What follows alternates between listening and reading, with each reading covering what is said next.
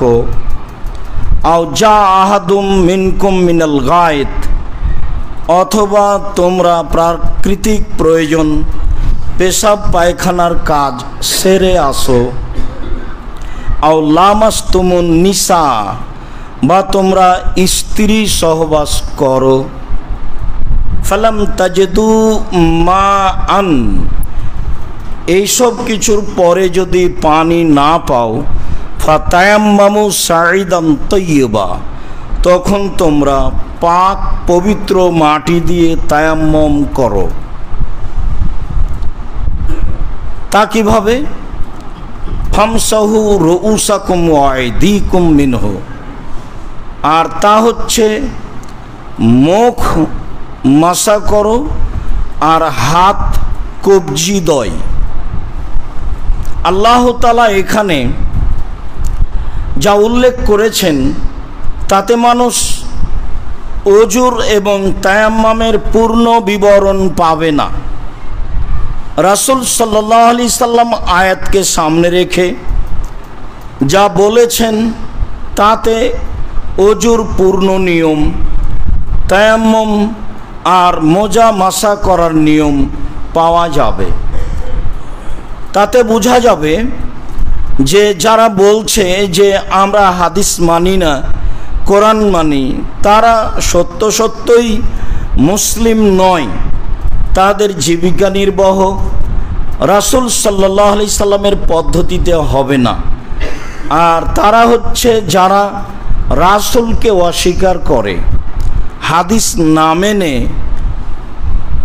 আল্লাহকে মানা যায় এ কথা ঠিক নয়।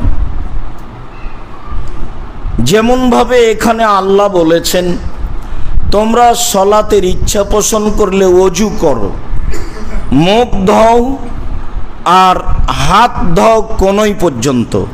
তা কিভাবে? মাথা মাসা করো আর পা ধোও, তো আর পরে ধুয়ে নেওয়ার শব্দ নেই, যার কারণে পৃথিবীর বহু মানুষ মনে করেছে যে মাথা মাসা করতে হবে এবং পাও মাসা করতে হবে, কেননা মাথার পরেই শব্দটা পায়ের এসেছে, যেহেতু ধুয়ে নেওয়ার কথা আগেই পার হয়ে গেছে। তারপরে মাসা করার আলোচনা এসেছে, মাসা থেকে নিয়ে বাকি সব ওযু মাসা দিয়ে হবে, ধোয়া লাগবে না। রাসূল সাল্লাল্লাহু আলাইহি সাল্লামের পদ্ধতি ছাড়া একজন মুসলিম মুসলিম থাকবে এই কথা মেনে নেওয়াও কুফরি। যারা মেনে নেবে তারাও মুসলমান নয়, তারাও কাফের। এ কথাই বলতে হবে যে রাসূলকে না মেনে, রাসূলকে স্বীকৃতি না দিয়ে একজন মানুষ মুসলমান থাকতে পারে না। সম্মানিত দিনী ভাই বোন, আমরা আজকের আলোচনায় প্রারম্ভের আলোচনা মোজার উপরে মাসেহ করা সম্পর্কে আলোচনা করি। শুরা ইবনে হানি রাদিয়াল্লাহু তাআলা আনহু বলেন, আমি একদা আলী ইবনে আবি তালেবকে জিজ্ঞাসা করলাম আলাল মাসেহ আলাল খুফাইন, দুই মোজার উপরে মাসেহ করা সম্পর্কে। তাতে তিনি বললেন, জাআলা রাসূলুল্লাহ সাল্লাল্লাহু আলাইহি সাল্লাম সালাসাতা আইয়ামিন ওয়া লায়ালিয়াহুন্না লিল মুসাফির, তিনি আল্লাহর নবী 3 দিন 3 রাত মোজা মাসেহ করা যাবে বলে ঘোষণা দিয়েছেন। ওয়া ইয়াওমান ওয়া লাইলা লিল মুকিম, আর যারা বাড়িতে থাকে তারা রাত দিন 24 ঘন্টা মোজার উপরে মাসা করতে পারে বলে তিনি উল্লেখ করেছেন। অত্র হাদিসে মুসাফিরের জন্য 3 দিন মোজা মাসেহ চলে আর মুকিমের জন্য 1 দিন, যা বুখারী মুসলিমের হাদিস দ্বারা প্রমাণিত হয়। লম্বা হাদিসের আংশিক আলোচনা। মুগিরা ইবনে শুবা রাদিয়াল্লাহু তাআলা আনহু বলেন, আন্নাহু গাজা রাসূলুল্লাহ সাল্লাল্লাহু আলাইহি সাল্লাম গাজওয়াতা তাবুকিন, মুগিরা ইবনে শোবা ও আল্লাহ রাসূলের সাথে তাবুকের যুদ্ধে অংশগ্রহণ করেছিলেন। মুগিরা ইবনে শোবা বলেন, আমরা তাবুক যাওয়ার পথের ঘটনা বলি। তাতে তিনি বলেন, তাবাররাজা রাসূলুল্লাহ সাল্লাল্লাহু আলাইহি সাল্লাম কিবালা গায়েতিন, চলার পথে আল্লাহর নবী পেশাব পায়খানার উদ্দেশ্যে আমাদের সাথ ছেড়ে একদিকে যাওয়া আরম্ভ করলেন। ফাহামালনা মাহু ইদাওয়াতান, তখন আমি একটা পানির পাত্র নিলাম তার সাথে, পিছে পিছে একটি পানির পাত্র নিয়ে চললাম। ফালাম্মা রাজা, যখন তিনি তার প্রাকৃতিক প্রয়োজন সেরে ফিরে আসলেন, তখন আখাস্ত উহরিকু আলা ইয়াদাইহি মিনাল এদাওয়া, আমি ওই পাত্র হতে পানি তার হাতের উপরে ঢালতে লাগলাম।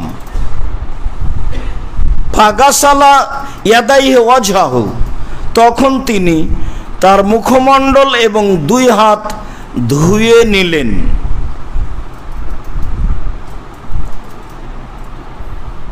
দুই হাত ধুয়ে নেওয়ার পরে ওয়াকানা আলাইহিল জুব্বা মিন সুফিন, তার গায়ে ছিল পশমের লম্বা জামা। ফাজালা ইয়াহসুরান জিরাইহি, তিনি তার হাতকে লম্বা জামা থেকে, শেরওয়ানি বলা যায়, লম্বা জামা থেকে বের করার চেষ্টা করলেন। ফাযাকা আলাইহি কুম্মুল জুব্বা, তাতে তার আস্তিন হাত সংকীর্ণ হয়ে গেল, তিনি বের করতে পারলেন না। ফাখরাজা ইয়াদাইহি মিনাল জুব্বা, এবার জামা থেকেই তিনি দুই হাত বের করে নিলেন, পুরো জামা থেকে, মানে জামাই খুলে ফেললেন। ওয়া আলকা আলা মানকিবাইহি, জুব্বাটি কাঁধের উপরে রেখে দিলেন। যখন হাত বের করতে পারলেন না, কবজি কোনই পর্যন্ত ধুয়ে নিব বলে, তখন তিনি জুব্বা বড় জামা খুলে ফেললেন এবং কাঁধের উপরে রেখে দিলেন, যেটা আমরা স্বাভাবিকভাবে করি। তিনিও একজন মানুষ, স্বাভাবিক গতিবিধি তার কাছে বিরাজ করে। কাঁধের উপরে রেখে নিয়ে ফাগাসালা জিরাইহি, তিনি তার দুই হাত ধুয়ে নিলেন কোনই পর্যন্ত। অমাসাহা বিন নাসিয়াতুল ইমামা, আর মাসাহ করলেন কপাল এবং পাগড়ি। সেই দিন তার মাসাটা শুরু হয়েছিল কপাল হতে, তো কপাল শেষ হলেই তো পাগড়ি শুরু হলো। মাথায় পাগড়ি ছিল, স্বাভাবিক থাকতো, কোনো সময় খালিও থাকতেন। তিনি পাগড়ি এবং কপালের উপরে মাসাহ করলেন।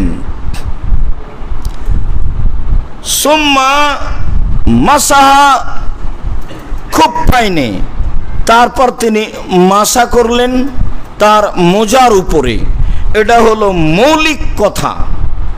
তারপর তিনি তার দুই মোজার উপরে মাসাহ করলেন। দুই মোজার উপরে মাসাহ করলেন যখন, তখন আমি একটা কাজ করলাম। মাসাহ করতে গেলেন যখন, তখন ফা আহওয়াইতো লিআনজিয়া খুফাইহি, আমি একটু বাঁকা হলাম তার মোজা দুটি আমি পা থেকে খুলে নিব বলে।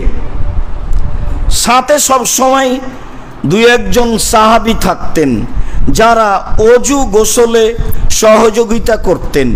বাড়িতে থাকলে স্ত্রীগণ পূর্ণ সহযোগিতায় থাকতেন, যা ফরজ গোসলে, নফল গোসলে, স্বাভাবিক গোসলে প্রমাণ হয়েছে।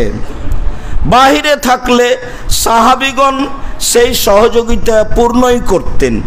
এমনটি কাজ তিনি নিজেও করতে পারবেন, যা অনেক সময় করেছেন।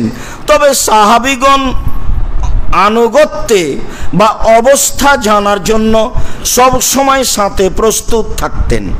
আমি যখন মোজা দুটি খুলে নিতে চাইলাম, তখন আমাকে বললেন দাহুমা, না রাখো, মোজা খুলতে হবে না। ফাইন্নি আদখালতুহুমা তাহেরাতাইনে, আমি যখন মোজা পরেছিলাম তখন অজু করে পরেছিলাম। মনে রাখা ভালো হবে যে অজু না করেই আপনি মোজা পরেছেন তখন মাসা করবেন, এটা হবে না। অজু করে যখন আপনি মোজা পরবেন তখন প্রয়োজন যখন হবে তখন মাসা করবেন। আর যখন প্রয়োজন হয়েছে তখন থেকে 24 ঘন্টা বাড়িতে থাকলে, আর যখন প্রয়োজন হয়েছে তখন থেকে 3 দিন 3 রাত সফরে থাকলে পড়লেন, তখন থেকেই 24 ঘন্টা শুরু তা নয়। পড়লেন তখন থেকে 3 দিন 3 রাত শুরু হলো তা নয়। এইবার যখন আমি মোজা খুলতে গেলাম তখন তিনি বললেন, না ছেড়ে দাও, খুলতে হবে না। আমি যখন মোজা দুটি পরি তখন অজু করে পরেছিলাম। এই কথাটা প্রমাণ করে যে মোজার উপরে মাসা চলবে, করা যাবে যখন আপনি অজু করে মোজা পরবেন তখন। সুম্মা মাসা আলা খুফাইহে, তিনি এবার তার মোজার উপরে মাসা করে নিলেন। ফারাকেবা, পরের আলোচনা প্রয়োজন নেই, তবু এই হাদিসে এসেছে একটি গুরুত্বপূর্ণ কথা আছে। ফারাকেবা ওয়ারাকেবত, তিনি বাহনে উঠলেন, আমিও উঠলাম। ফান তাহাইনা ইলাল কওমে, তো আমরা যে আমাদের প্রাকৃতিক প্রয়োজনে পিছে পড়ে গেছি, এখন আমরা দ্রুত চলতে থাকলাম। চলতে চলতে আমরা সম্প্রদায়কে পেয়ে গেলাম। ফাকাত কামু ইলা সলাতে, দেখি তারা এক জায়গায় সলাতে দাঁড়িয়ে গেছে। ওয়াইসাল্লি বেহিম আব্দুর রহমান ইবনে আউফ, এবং একজন বিশিষ্ট সাহাবী আব্দুর রহমান ইবনে আউফ ইমামতি করছেন। ওয়ারাকা বিহিম রাকাতান, ইতিমধ্যে 1 রাকাত হয়ে গেছে। ফা আহাসাবিন নবী সাল্লাল্লাহু আলাইহি সাল্লাম, তো আব্দুর রহমান আউফ অনুভব করেছেন যে আল্লাহর নবী চলে এসেছেন। ফাজালা ইয়াতাখারু, তখন তিনি পিছে হটা আরম্ভ করলেন। তিনি তার ইমামতির স্থান ছেড়ে দিবেন মর্মে। ফাউমা ইলাইহে, আল্লাহ রাসূল তাকে মুখে বা হাতে ইশারা ইঙ্গিতে বললেন, তুমি স্থানে বহাল থাকো। ফাদরাকান নবী সাল্লাল্লাহু আলাইহি সাল্লাম ইহদার রাকাতাইনে, ঘটনাটি ছিল ফজরের সালাতে। তিনি 2 রাকাতের 1 রাকাত পেলেন। ফালাম্মা সাল্লামা, যখন আব্দুর রহমান আউফ সালাম ফিরলেন, ফাকামান নবী সাল্লাল্লাহু আলাইহি ওয়াসাল্লাম কুমতু মাহু, আল্লাহ রাসূল দাঁড়ালেন, আমিও দাঁড়ালাম। ফারাকানা রাকাত আল্লাতি সাবাকাতনা, তারপর আমরা ওই রাকাত পড়লাম যেটা আমাদের ছুটে গেছে। অত্র বুখারী মুসলিমের আংশিক লম্বা বিবরণে বোঝা যায় যে অজু করে মোজা পরতে হবে, আর প্রয়োজন যখন হবে মাসা করার তখন থেকে সময় আরম্ভ হবে। অত্র লম্বা হাদিসের আংশিক বিবরণে বোঝা যায় যে সাহাবীগণ সর্বদাই রাসূলের সাথে থাকতেন।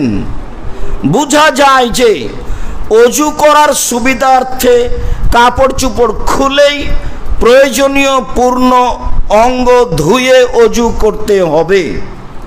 বোঝা যায় যে সাহাবীগণের রাসূল কোনো কাজে পিছনে থাকলে সাহাবীগণ চলা বিরত রাখতেন না, সবাই চলতে থাকতেন। আল্লাহর নবী নিজে পিছনে থেকে গেলেন, সাহাবীগণ তার পিছনে থাকাকে ওই সময়ে সাথে থাকা প্রয়োজন মনে করলেন না, চলতে থাকলেন। বোঝা গেল যে সময় হয়ে গেলে ইমাম না থাকলে অন্য ব্যক্তি ইমামতি করবে, সময় বিলম্বে ক্ষেপণ করা হবে না। সবাই জানেন যে কিছুক্ষণের মধ্যেই আল্লাহর নবী চলে আসবেন, তবুও আব্দুর রহমান আউফ ইমামতি শুরু করলেন, সালাত আরম্ভ করলেন। রাসূল সাল্লাল্লাহু আলাইহি সাল্লাম আসা পর্যন্ত অপেক্ষা করলেন না। তারপরে যেটা বোঝা গেল শেষ অংশে জরুরি কথা যে এক রাকাত আল্লাহ রসুল পেলেন, সালাম ফিরলে আল্লাহ রসুল উঠে দাঁড়ালেন, আমিও তার সাথে দাঁড়ালাম।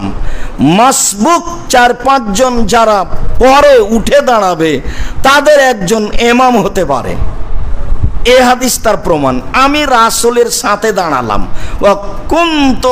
কুনতু মাহু, আমি রাসূলের সাথে দাঁড়ালাম।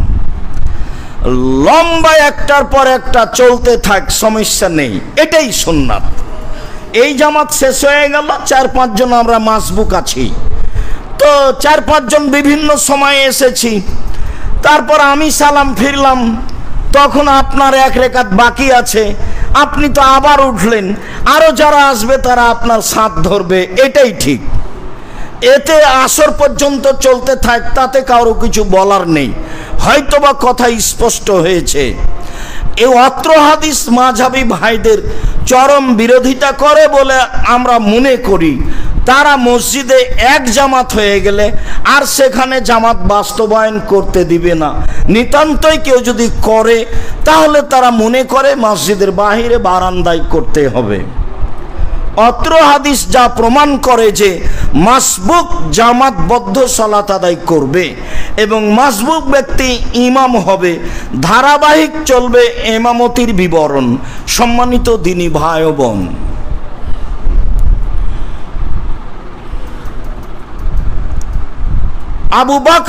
আবু বকর রাদিয়াল্লাহু তাআলা আনহু বলেন, কুন্না ফি সাফারিন, আমরা একদা সফরে ছিলাম। তিনি বলেন, রাখাসা লানা রাসূলুল্লাহ সাল্লাল্লাহু আলাইহি সাল্লাম সালাসাতা আইয়ামিন লিল মুসাফির ওয়া ইয়াওমান ওয়া লাইলা লিল মুকিম। তিনি মোজা মাসা করার জন্য মুসাফিরকে 3 দিন সুযোগ দিয়েছেন আর মুকিমকে 1 দিন সুযোগ দিয়েছেন, এই কথা তিনি বলেন। এই কথা বলার পরে তিনি বলেন যে মোজা মাসা করবে 3 দিন 3 রাত।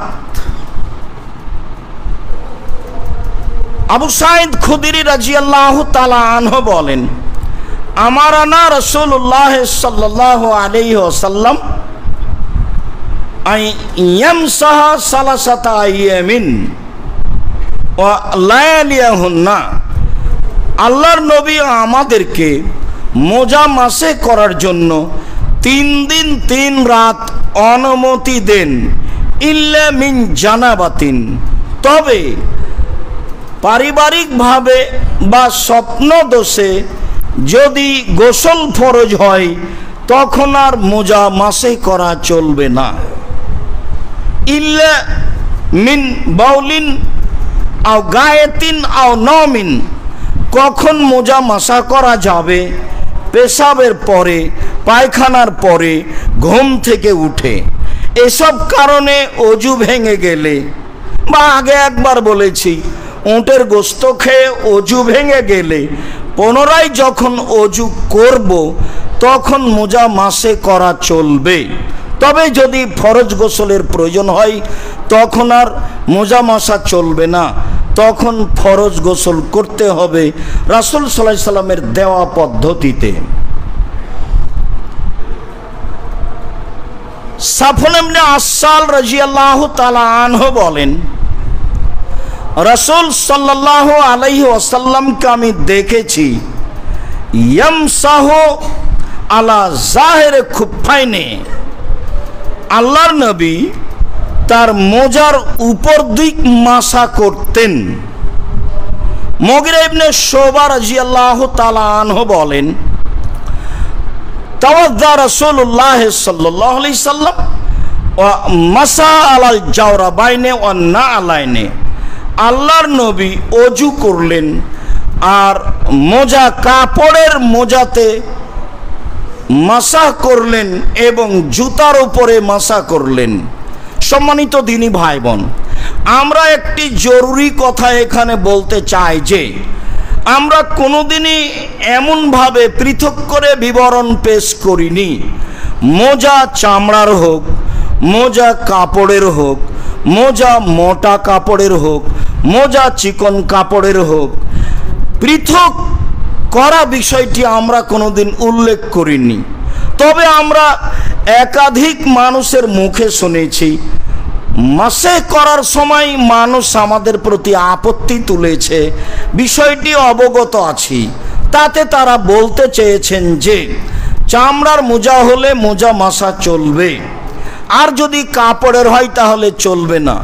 যারা একটু নরম পথ অবলম্বন করেছে তারা বলেছেন যে যদি কাপড়টা মোটা হয় মোজার তাহলে চলবে। আপনাদের জেনে রাখা ভালো হবে যে মোজা চামড়ার হোক, মোজা কাপড়ের হোক, মোজা চিকন কাপড়ের হোক, মোজা মোটা কাপড়ের হোক, মোজা মোজাই। মোজার ব্যাপারে রাসূল সাল্লাল্লাহু আলাইহি সাল্লাম দ্বিতীয় কোনো মতামত উল্লেখ করেননি। আপনাদেরকে এই বিষয়ে খুব ভালোভাবে সতর্ক থাকতে হবে যে শরীয়ত মানতে গিয়ে মানুষের রূপক কথা মানার সুযোগ নেই। যারা আপনারা উপস্থিত আছেন, যারা আপনারা সময়ের গতিতে যন্ত্রের মাধ্যমে অবগত হবেন, পৃথিবীর সকল দিনই ভাই বোন, বিশেষভাবে বাঙালিদের আমি বলতে চাই যে আপনাদের কাছে মোজা মাসে করার বিষয়টি যেভাবে পেশ করছি ও করলাম এটাই চূড়ান্ত। মোজা চামড়া বা কাপড়ের বলে পৃথক করার কোনো সুযোগ নেই। অত্র হাদিসে যেটা আমরা বুঝলাম, আল্লাহর নবী নিজে চামড়ার মোজার উপরেও মাসা করেছেন, কাপড়ের মোজার উপরেও মাসা করেছেন। আমি আর আপনি চিকন সরু পাতলা এত কিছু বলার কেন প্রয়োজন মনে করছি? বাস মোজা মোজাই। মুসাফিরের জন্য 3 দিন 3 রাত, আর মুকিমের জন্য 1 দিন 1 রাত। উল্লেখ্য যে অজু করে মোজা পরতে হবে।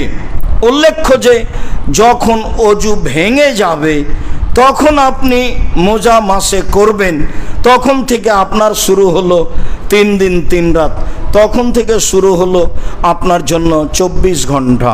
বিষয়টি বুঝে আমল করার চেষ্টা করব। আল্লাহ তৌফিক দান করো। আল্লাহুম্মা আমিন। আল্লাহুম্মা সাল্লি আলাইহি আল্লাহুম্মা বারিক।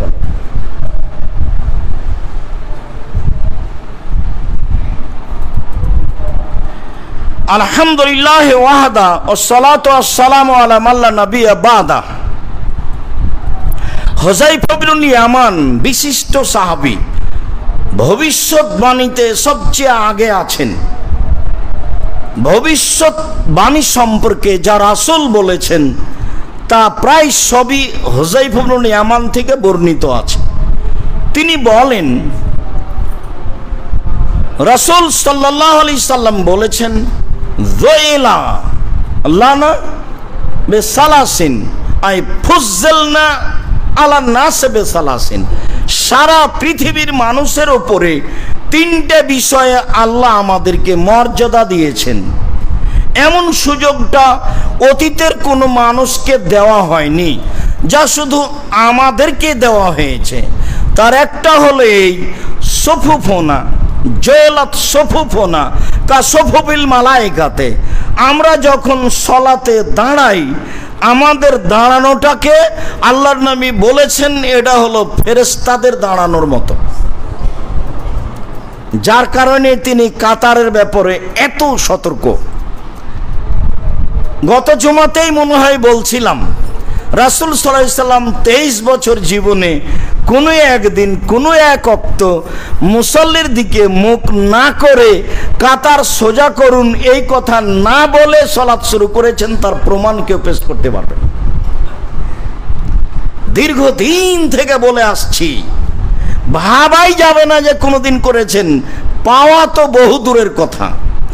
এরপরেও আমাদের প্রায় মসজিদেই কাদকামাতি সলা বললেই উনি বেশ পাগড়ি পেঁচাচ্ছেন, আল্লাহ আকবর বলে ফেলছেন, ঘুরেও কোনোদিন মুসল্লির দিকে দেখেন না। কাতার সোজা করুন এই কথা বলেন না। আল্লাহর নবী শুধু বলেননি যে কাতার সোজা করুন, বলেছেন কাতার সোজা না হলে তোমাদের অন্তরে পরস্পরে বিরোধী মতবিরোধ আসবে। শুধু তাই বলেননি, তিনি বলেছেন মান সাদ্দা ফুরজাতান বানাল্লাহু লাহু বাইতান ফিল জান্নাহ। কেউ যদি কাতার সোজা করে তাহলে আল্লাহ তার জন্য জান্নাতে একটি ঘর বানাবেন। দেখেন আপনি উপদেশ বইটা পড়ে সলাতে সারিবদ্ধ হয়ে দাঁড়ানো, এই হাদিসটা দেওয়া আছে। ফাজাইলে আমল বইয়ে যত জাল জয়ীফ হাদিস আছে, তো এই হাদিসটা ভুলে গিয়েও একটা সহি হাদিস দিয়ে দেওয়া যেত ফজিলতের। কত ফজিলত! ফাজালে আমল মানেই তো ফজিলতের আমল। এই করো এই ফজিলত, এই করো এই ফজিলত, এই করো এই ফজিলত। তো এটাও তো অনেক ফজিলত যে মান সাদ্দা ফুরজাতান বানাল্লাহু লাহু বাইতান ফিল জান্নাহ। কেউ যদি কাতার সোজা করে মিল করে দাঁড়ায়, ফাঁকা বন্ধ করে, তাহলে আল্লাহ তার জন্য জান্নাতে ঘর বানাবেন। এই হাদিস আপনি পাবেন না। এই হাদিস চলন্ত নীতির উল্টা। চলন্ত নীতি হলো পায়ের সাথে পা লাগানোই তো বেয়াদবি। তাহলে ফাঁকা বন্ধ করলে জান্নাত পাওয়া যাবে, এ হাদিস পেশ করলে জনগণ তো উল্টিয়ে ধরবে। সম্মানিত দিনী ভাই বোন, বলছিলাম রাসূল সাল্লাল্লাহু আলাইহি সাল্লাম বললেন, আমাদেরকে তিনটি বিষয়ে পৃথিবীর সকল মানুষের উপরে প্রাধান্য দেওয়া হয়েছে। তার একটি হচ্ছে আমাদের সারিবদ্ধ হয়ে সলাতে দাঁড়ানোকে ফেরেশতাদের দাঁড়ানোর মতো বলা হয়েছে। 2, মসজিদান, আমাদের জন্য সারা পৃথিবীকে মসজিদ করে দেওয়া হয়েছে।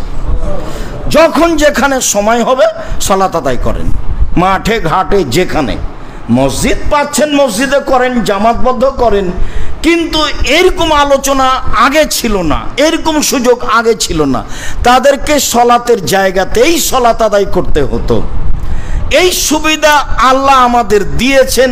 এই কথা মুহাম্মদ সাল্লাল্লাহু আলাইহি সাল্লাম বলেন যে সারা পৃথিবী মসজিদ, যেখানে সহজ হয় সেখানে সলাত আদায় করেন। আর সারা পৃথিবীর মাটিকে আমাদের জন্য অজু হিসাবে ঘোষণা দিয়েছেন, অজুর মাধ্যম হিসাবে ঘোষণা দিয়েছেন। পানি নাই বাস মাটি, পানি নেই বাস মাটি। মাটি অজুর স্থানে, এই বলে রাসূল সাল্লাল্লাহু আলাইহি সাল্লাম ঘোষণা দিয়েছেন, যখন মানুষ পানি পাবে না, ইল্লাম ইয়াজিদিল মা, যখন পানি পাবে না তখন সারা পৃথিবীর মাটি হচ্ছে পানির স্থানে। উল্লেখ্য যে ফেকার বইয়ে যেসব কথাগুলি লেখা আছে, পাথরে চলবে, তারপর ওই চুনে চলবে, তারপরে আপনার কঙ্করে চলবে, আরও কত কি বলা হয়েছে, একটা তো চলবে না, যার নাম মাটি, যার নাম বালু। এই বালু আর মাটি, এই দুটা ছাড়া কোনো কিছু দিয়েই তায়াম্মুম চলবে না। ভালোভাবে মনে রাখা ভালো। বাস ওই দেওয়ালে একটু ধুলা লেগে আছে, সেখানে হাত মাজলে, হাত মারলে তায়াম্মুম হয়ে যাবে, এ কথা ঠিক নয়। মাটি যার নাম, তাকে দিয়ে তায়াম্মুম করতে হবে, তাহলেই হবে, যা আল্লাহ তাআলা বলেছেন। আল্লাহ তাআলা বলেছেন, যদি পানি না পাও ফাতায়াম্মামু সাঈদান তাইয়্যিবা, তাহলে তোমরা পবিত্র মাটি দিয়ে তায়াম্মুম করো, এটা আল্লাহর আদেশ। তাহলে তোমরা পবিত্র মাটি দিয়ে তায়াম্মুম করো। তো পাথর কি করে মাটি হলো, চুন কি করে মাটি হলো, হরতাল কি করে মাটি হলো, আপনার বাড়িঘর কি করে মাটি হলো, টিন কি করে মাটি হলো? জি না, এগুলো একটাও মাটি হিসাবে গণ্য নয়। মাটি আর বালুই মূলত মাটি, এ দিয়ে আপনি তায়াম্মুম করবেন, যা আল্লাহ রাসূল বলেন, যা আল্লাহ তাআলা বলেন। জাবের রাদিয়াল্লাহু, আম্মার ইবনে ইয়াসার, আম্মার ইবনে ইয়াসার রাদিয়াল্লাহু তাআলা আনহু বলেন, যা রাজুলুন ইলান নবী সাল্লাল্লাহু আলাইহি ওয়াসাল্লাম, যা রাজুলুন ইলা উমর ইবনুল খাত্তাব রাদিয়াল্লাহু তাআলা আনহু ওয়া ক্বালা ইন্নী আজনাবতু আলা মুসবিল মা। আমি আম্মার ইবনে ইয়াসির ওমরের পাশে বসেছিলাম, একটা লোক আসলো, এসে বলল, আমি অপবিত্র নাপাক হয়েছি, আমি পানি পাইনি। তখন আম্মার বলছেন ওমরকে, আলা তাজ করো, আপনার মনে পড়ে কি? ওমর আপনার মনে পড়ে কি? ইন্না কুন্না ফি সাফারিন, আমি আর আপনি একদা এক সফরে ছিলাম। আনা ওয়ান্তা, আমরা দুইজন এক সফরে ছিলাম। তাকদির বশত দুইজনই আমরা অপবিত্র হয়ে পড়েছিলাম। ফামা আনতা লাম তুসল্লি, পবিত্র হতে না পারাই আপনি সালাত আদায় করেননি। ও আম্মা আনা তামাক্ত, তবে আমি মাটির ওপরে গড়াগড়ি দিয়েছিলাম। ঘোড়া যেমন গড়াগড়ি করে মাটির ওপরে, তা আমি তেমন মাটির ওপরে গড়াগড়ি দিয়েছিলাম, দিয়ে মনে করলাম যে এইভাবে এখন পবিত্র হলাম। ফাসল্লাই তো, তারপরে সালাত আদায় করলাম। ফাকাদিমনা আলা নবী সাল্লাল্লাহু আলাইহি সাল্লাম ফাউখবিরা বিযালিকা, আমরা দুইজন রাসূলের কাছে চলে আসলাম, বিষয়টি তার সামনে পেশ করা হলো। তখন তিনি বললেন যে শোনো, ইন্নামা ইয়াকফিকা হাকাজা, তুমি এমন করলে কেন? এটাই তোমার জন্য যথেষ্ট ছিল, এটাই তোমার জন্য যথেষ্ট ছিল। এই কথা বলার পরে ফাযারাবাবে কাফাইল আরজা, তিনি নিজে তার দুই হাতের কবজি দিয়ে, হাতের তালু দিয়ে মাটির ওপরে মারলেন নিজে। আল্লাহ নবী তার দুই হাত দিয়ে কবজি পর্যন্ত, হাত নয়, দুই হাতের কবজি পর্যন্ত তালুর দিক মাটির ওপরে মারলেন। মাটির ওপরে মারার পরে নাফাকা ফিহিমা, হাত দুটিতে ফোঁক দিলেন। ফোঁ দেওয়ার পরে মাসাবা বেহেমা ওয়াজহাহু, দুই হাত দিয়ে তিনি তার মুখ মাসেহ করলেন। ওয়া কাফাইহে, এবং হাত দুটি কবজি পর্যন্ত মাসা করলেন। মনে রাখা ভালো হবে, দুইবার মাটিতে মারতে হবে, মর্মে হাদিসটি অগ্রহণীয়। মনে রাখা ভালো হবে, কবজি পর্যন্ত মাসাহ করতে হবে, হাদিসটি জাল। মনে রাখা ভালো হবে, বগল পর্যন্ত মাসাহ করতে হবে, এই হাদিসটিও জাল, মানুষের বানানো। বুখারী মুসলিমের হাদিসে তায়াম্মুম এটাই প্রমাণ হয় যে, দেখেন এইভাবে যারা আমরা মহিলা মানুষ দেখতে পাচ্ছি না, আমরা আঁচ করতে পারি, বা আরো বাংলা বইগুলিতে দেখে নিতে পারি। তা আমরা দুইজন এরকম একটা পর্যায়ে যা করেছি তা করেছি। তখন আল্লাহ রাসূল বললেন যে এটাই ছিল যথেষ্ট, ইন্নামা ইয়াকফিক, তোমার জন্য এটাই যথেষ্ট ছিল। এইভাবে বলে এখন বাস্তব দেখাচ্ছেন, দুই হাতের কবজি মাটির উপরে মারলেন, তালু সারটা মাটির উপরে মারলেন। এবার উঠিয়ে ফানাফাকা ফিহি, মাথাতে ফোঁক দিলেন। তো ফোঁক দেওয়ার রহস্য বিদ্বানগণ মনে করেন, মাটি যদি হাতে বেশি থাকে আর মুখে যদি লাগানো হয়, তাহলে চেহারাটা কেমন কেমন হতে পারে। সেটা যাই হোক, এটা সুন্নাত ধরে নিয়েছি। আপনি হাত দুটো উঠিয়ে হাতের ওপরে একটা ফোঁ দিবেন, তারপরে আগে মুখমণ্ডলের ওপরে এটা মুছে দিবেন, যেটুকুর আপনি মুখ মনে করছেন, কপাল সহ থুতনি পর্যন্ত। তারপর মুছে দেওয়ার পরে হাত দুটি কবজি পর্যন্ত, ডান হাতটা বাম হাতের উপরে দিয়ে, বাম হাতটা ডান হাতের উপর দিয়ে, অবশ্যই তা কবজি পর্যন্ত থাকবে, অবশ্যই তাই একবার মারা থাকবে, অবশ্যই তা কোনই পর্যন্ত নয়, অবশ্যই তা বগল পর্যন্ত নয়, অবশ্যই তা দুইবার মারা নয়। ভারত, বাংলাদেশ, পাকিস্তানের শতকরা 95 জন মানুষ দুইবার হাত মেরে মাসা করে। বুখারী মুসলিমের হাদিস স্পষ্ট জাজল্য দিনের মতো প্রমাণ করে যে হাত দুইবার মারা লাগবে না, একবারই যথেষ্ট। একবার মেরে ফোঁক দিয়ে মুখের ওপরে মুছে নিয়ে কবজি পর্যন্ত দুই হাত পরস্পর, ডানটা বামে বামটা ডানে দিয়ে তায়াম্মুম হয়ে যাবে, যত্র হাদিসে স্পষ্ট বোঝা যায়। জাবের রাদিয়াল্লাহু তাআলা আনহু বলেন, কুন্না ফি সাফারিন মা নবী সাল্লাল্লাহু আলাইহি সাল্লাম, একদা আমরা রাসূলের সাথে সফরে ছিলাম। ফাসাল্লা বিন নাস, আল্লাহর নবী জনগণকে নিয়ে সালাত আদায় করলেন। ফালাম্মা ইনফাতালা মিন সালাতিহি, যখন তিনি সালাত শেষ করলেন, ফাইদা হুয়া বিরাজুলিন মুতাজিলিন লাম ইসাল্লি মাল কওমে, হঠাৎ দেখলেন একটা লোক পাশে আছে, সালাত আদায় করেনি জনগণের সাথে। তো আল্লাহ রাসূল তাকে বললেন, ইয়া ফলানা, হে অপরিচিত অমুক ব্যক্তি, মা মানাকা আন তুসাল্লি মাল কওমে, তোমাকে কে বাধা দিল, তুমি আমাদের সাথে সালাত আদায় করলে না কেন?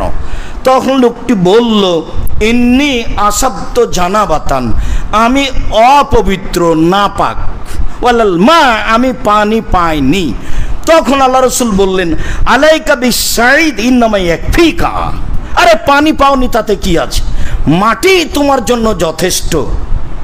সেটা অপবিত্র থেকে পবিত্র হওয়ার জন্য হোক, সেটা আপনার সালাতের জন্য ওযু হোক, মাটি তোমার যথেষ্ট যখন পানি নেই বা পানি তোমার অনুকূলে নয়, যা আল্লাহ তাআলা বলেছেন। তুমি অসুস্থ, পানি তোমার অনুকূলে নয়, পানি ব্যবহার করলে তোমার রোগ ব্যাধি বেড়ে যাবে, তোমার কাশি বেড়ে যাবে, যাতে তুমি রোগ ব্যাধির আশঙ্কা করছো, তখন তুমি মাটি ব্যবহার করো ওযুর স্থানে। এই কথা আল্লাহ তাআলা বলেন, এই কথা রাসূল সাল্লাল্লাহু আলাইহি সাল্লাম বলেন। আবু হুরায়রা রাদিয়াল্লাহু তাআলা আনহু বলেন, রাসূল সাল্লাল্লাহু আলাইহি সাল্লাম বলেছেন, ইন্নাস সাঈদাত তাইয়্যিবা ওয়াজুল মুসলিম, নিশ্চয় পবিত্র মাটি মুসলমানের জন্য পানির স্থানে। নিশ্চয় পবিত্র মাটি মুসলমানের জন্য পানির স্থানে। ওয়াইল্লাম ইয়াজিদিল মা আশারা সিনিনা, 10 বছর পানি না পেলেও। এটা আল্লাহ রাসূল শক্ত করে কোনো কথা বলেন, অনেক সময় শক্ত করে বলেন। এক সময় বলেছেন 100 বার বললে সে কথা হবে না, তো 100 বার তো মানুষ বলবে না। তো শক্তের যখন প্রয়োজন হয় তখন আল্লাহ রাসূল এভাবে বলেন যে ও যদি 100 বার এই কথা বলে তবুও গ্রহণ হবে না। এখানে তিনি বলছেন 10 বছর পানি না পেলেও চলবে, মানে পানির স্থানে মাটিকে ব্যবহার করতে হবে, এই কথা রাসূল সাল্লাল্লাহু আলাইহি সাল্লাম বলেন। জাবের রাদিয়াল্লাহু তাআলা আনহু বলেন যে ইন্না কুন্না ফি সাফারিন, একদা আমরা সফরে ছিলাম, ফা আসাবানা রাজুলান মিন্না হাজারুন, হঠাৎ আমাদের একটা লোককে কোথা থেকে পাথর এসে লেগে গেল, ফাসাজ্জাহু ফি রাসিহি, পাথর তার মাথায় আঘাত করলো, ফাকালা আসাবাহু আওসালা আসাবাহু, সে তার সঙ্গী সাথীকে বলল, হাল তাজিদুন আলী রুকসা ফি তায়াম্মুম, ভাই আপনারা কি আমাকে তায়াম্মুম করার কোনো অনুমতি দিতে পারেন? আমি কি এখন তায়াম্মুম করব? আমার যা অবস্থা তাতে তো গোসল করা যাবে না। ফাকালু মাল নাজিদু লাকা রুকসা, না আপনার আমরা কোনো তায়াম্মুম করার সুযোগ দেখছি না। আনতা তাকদির আলাল মাই, আপনি তো পানি দিয়ে গোসল করতে সক্ষম, পানি দিয়ে ওযু করতে সক্ষম। ফাগাসালা, তাতে লোকটি গোসল করলো বা ফেটে যাওয়া জায়গা পানি দিয়ে ধুয়ে ফেললো, ফামাতা, তাতেও মারা গেল। কেটে গেলে ফেটে গেলে পানি লাগাবেন না, কেটে গেলে ফেটে গেলে ওটা রক্ত বন্ধ করতে হলে 2টা পদ্ধতি আল্লাহ রাসূল বলেছেন। একটা পদ্ধতি, যখন হাত কাটার কথা বলেছেন আল্লাহ নবী, তখন বলেছেন যে হাত কাটার সাথে সাথে লোহা গরম করে মাথায় লাগাও, তাহলে রক্ত আসবে না, ওটা হাদিসের কথা। আবার রক্ত আসছে বন্ধ হচ্ছে না, তখন কাপড় পুড়িয়ে ছাইটা ওখানে লাগিয়ে দেন, বন্ধ হয়ে যাবে।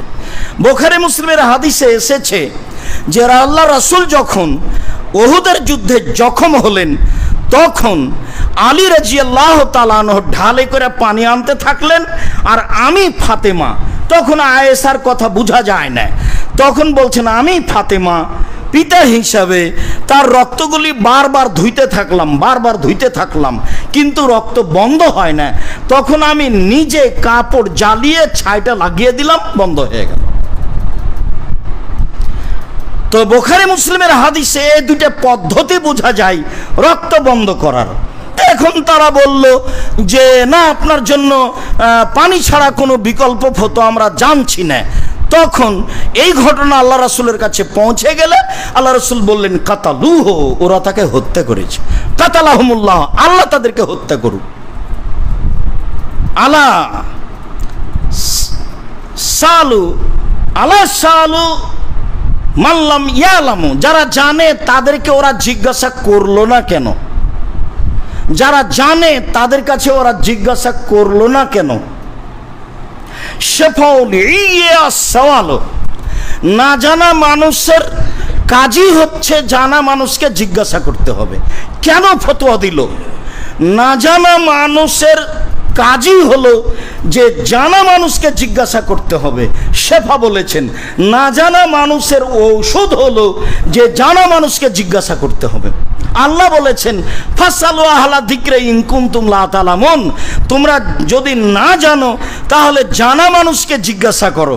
যার কারণে বক্তব্যে মাঝে মধ্যে আমি বলে থাকি, আপনি কিছু কষ্ট পেলেও যে উমর রাদিয়াল্লাহু তাআলা আনহুর যদি যুগ এখন হতো তাহলে বাংলাদেশে শতকরা 95 জন বক্তার আজীবন জেল হতো, তারা বাইরে থাকতে পেত না। আমি বলেছি শতকরা 95 জন বক্তা মিথ্যা কথায় বক্তব্য দেয়, শতকরা 98 জন মুফাসসির মিথ্যা কথায় তাফসির করে। এটা তো বাংলার ঘটনা। আমি বিহারে এক জায়গাতে বক্তব্য দিতে উপস্থিত হলাম, তো বক্তব্য দিচ্ছে, খুব কান লাগিয়ে শুনছি, উর্দু ভাষা খুব শক্তিশালী ভাষা, ফটফট ফটফট করে বলছে, কি যে বলছে। আমি খুব চেষ্টা করলাম, কাছাকাছি হতে পারলাম না। এবার আমি যখন রাত্রি 11টায় গেলাম তখন আমি সালাম দিয়ে বললাম যে সন্ধ্যা থেকে আমি 11টা পর্যন্ত বক্তব্য শুনেছি, কি বলেছেন বক্তা তা ধরতে পারিনি, আপনারা কেউ কিছু বুঝতে পেরেছেন কি? তো সবাই বললেন না। এখন সভাপতি সাহেবকে বলছি, সভাপতি সাহেব আপনি কি বুঝেছেন? তো তিনিও বলছেন না। তো আমি তখন বললাম, জনগণ বলল না, আপনিও বলছেন না, আমিও বললাম না, তাহলে বক্তব্য কি হলো? তো উর্দু ভাষায় আরো বেশি মিথ্যার আশ্রয় নেওয়া হয়। মানে কোরআন হাদিস দিয়ে মানুষ বক্তব্য দিতেই চায় না, অথচ রাসূল সাল্লাল্লাহু আলাইহি সাল্লামের 23 বছর জীবন আছে, মানুষের সব কিছু নিয়ে, পারিবারিক নিয়ে যে আলোচনা হয় ওযু গোসলের, তা আমরা তো বাস্তব অবগত হচ্ছি। এমনি রাস্তাঘাটে যেটা হয়েছে সেটা তো হয়েইছে, যা আমরা বিভিন্ন সময়ে অবগত আছি। আবু সাঈদ খুদরি রাদিয়াল্লাহু তাআলা আনহু বলেন, এরপরে রাসূল সাল্লাল্লাহু আলাইহি সাল্লাম বললেন যে ইন্নামা ইয়াকফিহি বিসাইদিত তাইয়্যিব ইয়াতায়াম্মাম, ওই লোকের জন্য যথেষ্ট ছিল পবিত্র মাটি দিয়ে তায়াম্মাম করা। তা পাথরে আঘাত খেয়েছে, রক্ত বের হয়েছে, এখন তার জন্য উচিত তায়াম্মুম করা। এরপরে বলছেন সুম্মা ইউসাবু আলা জুরহিহি খিরকাতান, যেখানে জখম হয়েছে সেখানে একটা কাপড় দিয়ে বেঁধে দিবে, ব্যান্ডেজ করবে। এই আল্লাহ রাসূলের মুখের কাপড় দিয়ে বেঁধে দিবে। সুম্মা ইয়ামসাহু আলাইহা, তারপরে তার উপরে হাত মুছে দিবে, মাসা করে দিবে, হাতটা মাসে করে দিবেন। এটা যেন আপনার কাছে দিন রাত, আপনার ভাই মেডিকেলে, আপনি মেডিকেলে, বোন মেডিকেলে, মা মেডিকেলে, দিন রাত আপনাদের সাথে লেগে আছে। ভুলেও এর উল্টা করবেন না। হাদিস সহিহ, যেখান কেটে গেছে, ফেটে গেছে, ব্যান্ডেজ করা আছে, আপনি ভিজা হাতটা গোসলের সময়, ওযুর সময় তারপরে করে দেন, এ তো হয়ে গেল। এরপর আল্লাহ রাসূল বলছেন সুম্মা ইয়াগসিলু আলা সাইরি জাসাদিহি, তারপর বাকি শরীর উপরে পানি ঢেলে গোসল করবে।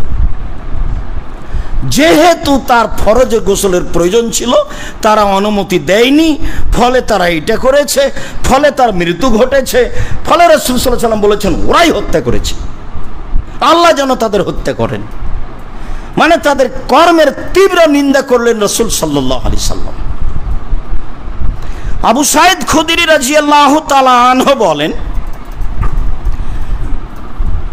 খারাজা রাজুলানে ফি সাফারিন, দুইজন লোক সফরে বের হয়েছে। ফাহাজারাত সলাতুহু, ইতিমধ্যে সলাতের টাইম হয়ে গেছে। ফাতায়াম্মামা বিসাইদিত তাইয়্যিব, তারা দুইজন পবিত্র মাটি দিয়ে তায়াম্মুম করেছে। ওয়াসাল্লায়া, দুইজন সালাত আদায় করেছে। ফাওয়াজাদাল মাল আল ওয়াক্তে, আবার ওই সময়ে পানিও পেয়ে গেছে। খুব ভালোভাবে খেয়াল রাখতে হবে, যদিও সময় শেষ, খুতবারও শেষের দিকে চলে এসেছে। তারা তায়াম্মুম করে সালাত আদায় করেছে, এবার পানির পাশে চলে এসেছে, পানি পাওয়া গেছে, বা গাড়ি থেমেছে সেখানে পানি পাওয়া গেছে, বা ব্যাগে পানি পাওয়া গেছে, এখন পানির পাশে চলে এসেছে। পানির পাশে চলে আসাই ফাআদা আহাদুহুমা সালাতা বিল ওজুয়ে, দুইজনের একজন আবার ওযু করে সালাত আদায় করেছে। ওয়ালাম ঈদুল আখার, অপরজন করেনি। ফালামা আতায়ান নবী সাল্লাল্লাহু আলাইহি সাল্লাম ফাউবেরা যালিকা, তারা যখন রাসূলের কাছে আসলেন তখন বিষয়টি বলা হলো। এবার রাসূল উত্তর দিচ্ছেন, এটাই মনে রাখতে হবে। রাসূল সাল্লাল্লাহু আলাইহি সাল্লাম কালা লিল্লাযী লাম ঈদিস সালাতা, যে ব্যক্তি আবার ওযু করে সালাত আদায় করেনি তাকে তিনি বললেন আসাবতা সুন্নাত ওয়া আযাতকা সালাতুকা, তুমি ঠিক করেছো, এটাই সুন্নাত, বাস আদায় করে নিয়েছো। পানি পাওয়া গেলে আর ওযু করে সালাত আদায় করতে হবে না, তোমার জন্য সালাত যথেষ্ট, তুমি সুন্নাত মতো আমল করেছো, এটাই ঠিক। ওয়াকালা লিল আখার আল্লাযী ইউদিস সালাতা, আর যে পুনরায় সালাত আদায় করেছে ওযু করে তাকে তেমন কিছু বলে অপমান করলেন না, বললেন যে ওয়ালাকাল আজর মারাতাইন, তুমি ডবল নেকি পাবা। মানে এ নাই, ঝগড়াঝাটি নেই, তর্ক বিতর্ক নেই, বললেন যে ঠিক আছে তুমি ডবল নেকি পাবা। খুতবার শেষে ওইখানে একটা কথা ছেড়ে এসেছি, মুজামাসাতে আলী রাদিয়াল্লাহু তাআলা আনহু বলেন, লাউকানা দ্বীন বির রায়, যদি দিন ধর্ম মানুষের মতামতের উপরে, সিদ্ধান্তের উপরে হতো, তাহলে লাকানা আল মাসু বিল আলা বিল মাসে মিন আলাহু আসফাল মিন আলাহু, তাহলে মোজামাসে পায়ের নিচের দিকেই হতো উপরের দিকের চেয়ে। যদি দিন ধর্ম মানুষের মতামতের উপরে হতো, মানুষের সিদ্ধান্তের উপরে হতো, মানুষের রুচিসম্মত হিসাবে হতো, তাহলে মোজামাসেটা ওপরের চেয়ে নিচে হতো। রাইতু রাসূলুল্লাহ সাল্লাল্লাহু আলাইহি ওয়াসাল্লাম ইয়ামসাহু আলা জাহিরে কুফাইহি, আমি আল্লাহ রাসূলকে দেখেছি তিনি তার মোজার উপর দিক মাসা করলেন। দুই হাত দিয়ে দুই পা মোজা মাসা করেন, সমস্যা নেই। এক হাত দিয়ে আপনি দুইটা মোজা মাসা করেন, আগেরটা ডান করে নিয়ে পরেরটা বামটা করলেন, এক হাত দিয়ে কোনো সমস্যা নেই। যেহেতু তায়াম্মুমে দুই হাত ব্যবহার হলো, কাজে মাসাতে আপনি দুই হাত ব্যবহার করবেন, সমস্যা নেই। এক হাত দিয়ে করেন, কোনো সমস্যা নেই। মোজার যেমন কোনো পার্থক্য নেই, তেমনি ভাবে দিন মানুষের সিদ্ধান্ত অনুযায়ী চলে না। এখন যদি কেউ বলে যে পায়ে পা দাঁড়িয়ে, পায়ে পা মিলিয়ে দাঁড়াতে কেমন কেমন লাগে বা এটা বেয়াদবি বা কিছু, তাহলে তো সেটা তার ব্যক্তিগত ব্যাপার। রাসূল সাল্লাল্লাহু আলাইহি সাল্লামের পদ্ধতিকে সে পছন্দ করে না বলেই সে এটা বলতে পারে। যার কারণে আমি বলেছিলাম যে এখন থেকে না কিয়ামত পর্যন্ত আর কোনো দিন যদি মানুষ পাশাপাশি না দাঁড়ায়, 3 ফুট পর পরই দাঁড়ায়, কাবা ঘরে যদি আর কোনো দিন পাশাপাশি না দাঁড়ায়, তবু এটা শরীয়ত নয়। এইটা বাস্তবায়ন করতে হলে আবার রাসূল সাল্লাল্লাহু আলাইহি সাল্লামকে দুনিয়া আসতে হবে। যেহেতু তিনি আর কোনোদিন আসবেন না, কাজে এই সিদ্ধান্ত আর পরিবর্তনও হবে না। আশা যে তায়াম্মুমের বিষয়টি, আশা যে মোজা মাসে করার বিষয়টি আমাদের কাছে স্পষ্ট হয়েছে। যদি কোনো জায়গাতে অস্পষ্ট থাকে তাহলে আপনি সময়ের গতিতে বললে আপনাদের কাছে বিষয়টি আরও আপনার জন্য ভালো করে স্পষ্ট করা হবে বলে আমরা মনে করছি। সম্মানিত দিনী ভাই বোন, আমি আপনাদেরকে আন্তরিকভাবে অনুরোধ করতে চাই,